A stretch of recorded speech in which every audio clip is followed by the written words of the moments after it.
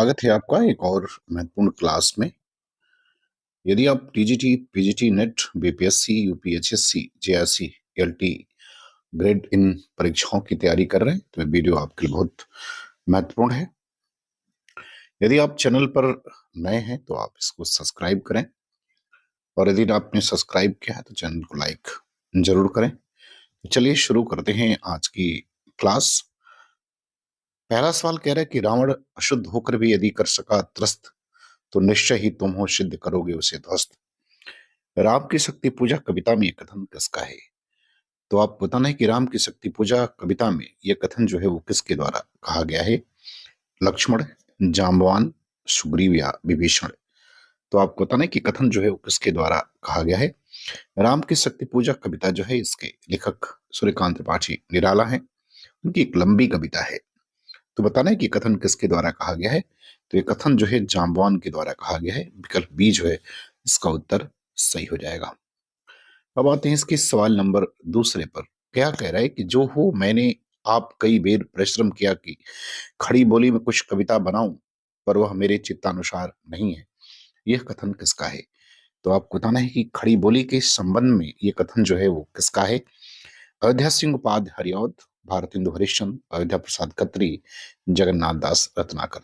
तो दूसरे सवाल का उत्तर देना है। आपको बताना है कि कथन जो है वो किसके द्वारा कहा गया है?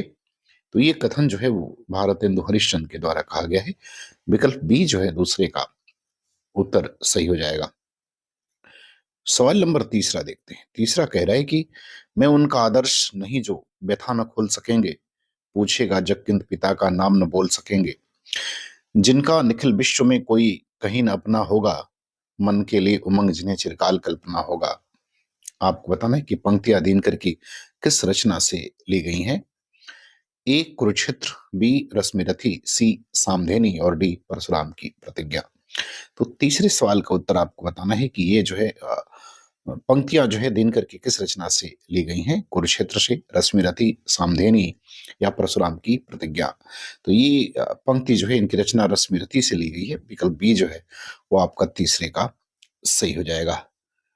अब बात सवाल नंबर चौथे की। चौथे में कह रहा है कि पंत जी और पल्लव शीर्षक से इनमें से किस साहित्यकार ने प्रसिद्ध समीक्षा लिखी है? ए रामविलास शर्मा, बी नामवर सिंह, सी विजय देव नारायण शाही और डी सूर्यकांत त्रिपाठी निराला? तो आपको बताना कि पंत जी और पल्लव शीर्षक से हिंदी के आ, किस साहित्यकार ने जो है प्रसिद्ध समीक्षा लिखी है? रामविलास शर्मा ने, नामवर सिंह ने, विजय देव नारायण शाही और सूर्यकांत त्रिपाठी निराला? तो ये जो समीक्षा लिखी थी ये सूर्यकांत त्रिपाठी निराला ने लिखी थी। तो विकल्प डी जो है सही हो जाएगा सवाल नंबर चौथे का उत्तर। सवाल नंबर पांचवा में कह रहे हैं कि दिनकर की प्रसिद्ध कृति रश्मिरथी की कथा वस्तु कहाँ से ली गई है? तो आपको ये बताना है कि दिनकर की जो प्रसिद्ध काव्य कृति रश्मिरथी है इसकी कथा वस्तु कहाँ से ली गई है? ए कह रहा पूर्णतः कल्पित है, बी भागवत पुराण से, सी रामायण और डी महाभारत? तो आपको बताना है कि ये काव्य कृति जो है रश्मिरथी की कथा कहाँ से ली गई है? ये पूर्णतः कल्पित कथा है, भागवत पुराण से, रामायण से, महाभारत से। तो ये कथा जो है महाभारत से ली गई है। तो विकल्प डी जो है वो सही हो जाएगा पांचवे का। अब आते हैं सवाल नंबर छठवें पर। कह रहे धर्म, नैतिकता और विज्ञान के लेखक कौन है? तो छठवें में आपको ये बताना है कि धर्म, नैतिकता और विज्ञान इस पुस्तक के लेखक कौन है? प्रेमचंद है, जयशंकर प्रसाद, रामधारी सिंह दिनकर या मुक्तिबोध है? तो आप बताएं कि धर्म, नैतिकता और विज्ञान के लेखक कौन है? प्रेमचंद, जयशंकर प्रसाद, रामधारी सिंह दिनकर या मुक्तिबोध? तो इसके जो लेखक हैं वो हैं रामधारी सिंह दिनकर। विकल्प डी जो है सी जो है आपका सही हो जाएगा। सवाल नंबर सातवां। सातवां कह रहे कि अमी हलाहल मद भरे, सेत श्याम रत्नार, जियत मरत झुक झुक परत, झी चितवत एक बार? रसलीन के द्वारा रचित यह दोहा उनकी किस कृति में संग्रहित है? तो आपको ये बताना है कि रसलीन के द्वारा रचित यह दोहा जो है उनकी किस कृति में संग्रहित है, ये आपको बताना है। ए कह रहा है रस प्रबोध में, बी अंग दर्पण, सी रस प्रबोध और अंग दर्पण दोनों में, और इनमें से कोई नहीं। तो सातवें का उत्तर आपको बताना है कि इसका उत्तर क्या सही हो जाएगा। तो सातवें का जो उत्तर सही हो जाएगा वो हो जाएगा बी अंग दर्पण में। तो विकल्प बी जो है सातवें का सही हो जाएगा। अब आते हैं सवाल नंबर आठवां। 8वां कह रहा है कि कृषक क्रंदन इनमें से किसकी काव्य कृति है? आपको बताना है कि कृषक क्रंदन जो है इनमें से किसकी काव्य कृति है? ए राम नरेश त्रिपाठी, बी राम कुमार वर्मा, सी गया प्रसाद शुक्ल स्नेही और डी मैथिली शरण गुप्त। तो आपको ये बताना है कि कृषक क्रंदन जो है वो किसके द्वारा लिखी गई काव्य कृति है? राम नरेश त्रिपाठी, राम कुमार वर्मा, गया प्रसाद शुक्ल स्नेही और मैथिली शरण गुप्त। तो ये जो रचना है ये अ, गया प्रसाद शुक्ल स्नेही के द्वारा लिखी गई है। तो विकल्प सी जो है उत्तर आपका सही हो जाएगा। सवाल नंबर 9वां। 9वां कह रहा है कि वे धर्म में विशिष्टाद्वैतवादी, विचारों में गांधीवादी और साहित्य में अभिधावादी हैं। यह कथन मैथिली शरण गुप्त के संबंध में किसने कहा है? तो आपको बताना है कि गुप्त जी के संबंध में ये कथन जो कहा गया है, ये किसके द्वारा कहा गया है? गणपत चंद्र गुप्त, हजारी प्रसाद द्विवेदी, डॉक्टर बच्चन सिंह या डॉक्टर रामचंद्र शुक्ल। तो 9वें का उत्तर बताना है कि गुप्त जी के संबंध में यह विचार जो है किसका है? गणपत चंद्र गुप्त का है, हजारी प्रसाद द्विवेदी, बच्चन सिंह या रामचंद्र शुक्ल का। तो गुप्त जी के संबंध में ये कथन जो है बच्चन सिंह का है। विकल्प सी जो है आपका उत्तर सही हो जाएगा। अब आते हैं सवाल नंबर 10वां। 10वें संबल में कह रहा है 10वें नंबर सवाल में कह रहा है कि निम्नलिखित कृतियों को उनके प्रकाशन वर्ष के अनुसार आरोही क्रम में व्यक्त करने वाली श्रेणी कौन-सी है? तो उनको आरोही क्रम में आपको जो है लगा करके बताना है कि कौन-सा विकल्प जो है इसमें सही होगा। सवाल नंबर 10वें का। ए कह रहा है जय भारत, साकेत, भारत भारती, यशोधरा। बी कह रहा है भारत भारती, साकेत, यशोधरा, जय भारत। सी कह रहा है भारत भारती, जय भारत, साकेत, यशोधरा और डी कह रहा है यशोधरा, साकेत, भारत भारती और जय भारत। तो इसको क्रम में अगर देखा जाए तो भारत भारती का प्रकाशन 1912, साकेत का 1931, यशोधरा का 1932 और जय भारत का 1952। तो विकल्प बी जो है आपका इसमें सही हो जाएगा अ, कालक्रम के अनुसार। चले सवाल नंबर 11। 11 में कह रहा है कि भारतेंदु मंडल के लेखों की चर्चा करते हुए रामचंद्र शुक्ल निबंध के लिए निम्न में से किस पद का प्रयोग नहीं करते हैं? तो आपको ये बताना है कि भारतेंदु मंडल के लेखों की चर्चा करते हुए शुक्ल जी निबंध के लिए निम्न में से किस पद का प्रयोग नहीं करते हैं? ए लेख, बी ललित गद्य, सी गद्य प्रबंध और डी निबंध। तो 11 का उत्तर आपको बताना है कि शुक्ल जी जो है भारतेंदु मंडल की जब चर्चा करते हैं तो इनमें से किस पद का प्रयोग जो है वो नहीं करते हैं। आपको 11 नंबर सवाल के उत्तर में बताना है। तो लेख, ललित गद्य, गद्य प्रबंध और निबंध। तो ललित गद्य का प्रयोग जो है नहीं करते हैं। विकल्प बी जो है वो सही हो जाएगा 11 का। सवाल नंबर 12। 12 कह रहे आजकल की कविता में नयापन नहीं, उसमें पुराने जमाने की कविता की पुनरावृत्ति मात्र है। इस नकल में असल की पवित्रता और कुमारेपन का अभाव है। उपयुक्त कथन निम्नलिखित में से किस निबंध से उद्धृत है? तो आपको बताना है कि ये किस निबंध से लिया गया है। ए कविता क्या है, बी मजदूरी और प्रेम, सी उठ जाग मुसाफिर और डी हर बारिश में। तो आपको बताना है कि यह किस निबंध से लिया गया है। इस कथन के बारे में आपको बताना है। कविता क्या है, मजदूरी और प्रेम, उठ जाग मुसाफिर और हर बारिश में। तो 12वें का उत्तर आपको बताना है। तो यह जो है मजदूरी और प्रेम नामक निबंध से लिया गया है। तो विकल्प बी जो है आपका क्या होगा, आंसर सही हो जाएगा। चले बात करते हैं सवाल नंबर 13। 13 में करेक्ट, गुप्त जी वास्तव में सामंजस्यवादी कवि हैं, प्रतिक्रिया का प्रदर्शन करने वाले अथवा मद में झूमने वाले कवि नहीं। गुप्त जी पर यह मंतव्य जो है निम्नलिखित में से किस विचारक का है? तो आप बता रहे हैं कि गुप्त जी के संबंध में ये विचार किसके हैं? ए रामचंद्र शुक्ल, बी रामस्वरूप चतुर्वेदी, सी नगेंद्र और डी रामधारी सिंह दिनकर।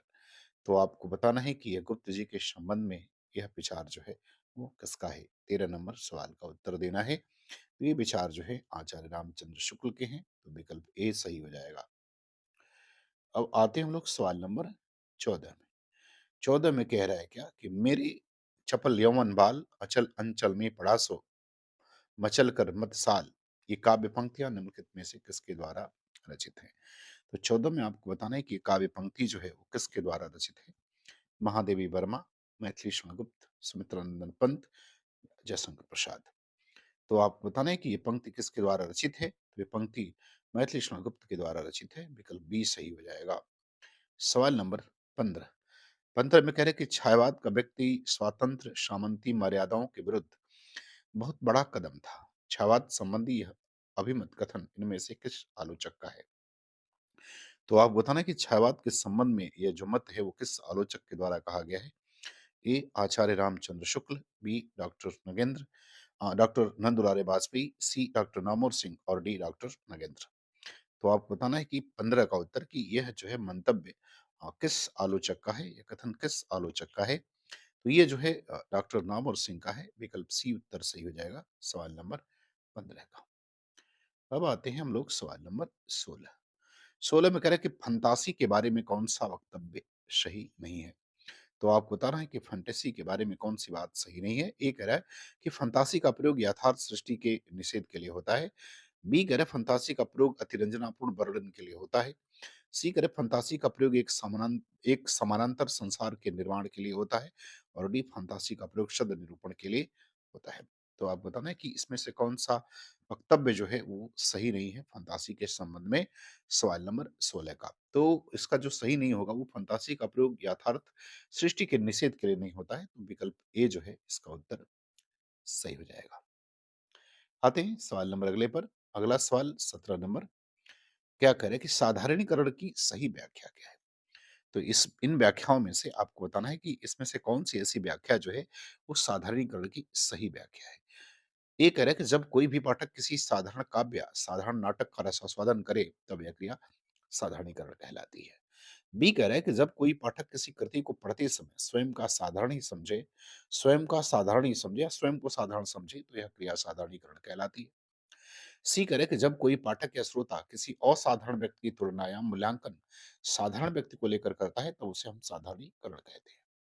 और डी कह रहा है कि साधारणीकरण वह व्यापार है जिसके द्वारा काव्य सृष्टि में कभी निर्मित पात्र व्यक्ति विशेष न रहकर सामान्य बन जाते हैं। तो आप बताना कि इसमें से कौन सी व्याख्या जो है वो सही है। तो अब साधारणीकरण का मतलब ही होता है कि काव्य सृष्टि में कवि के निर्मित पात्र जो है विशेष न रह करके वो सामान्य हो जाता है। तो विकल्प डी जो है वो सही हो जाएगा। साधारणीकरण की परिभाषा जो है या व्याख्या आप कह सकते हैं, ये जो है इसकी सही है। अब बात करते हैं सवाल नंबर 18 की।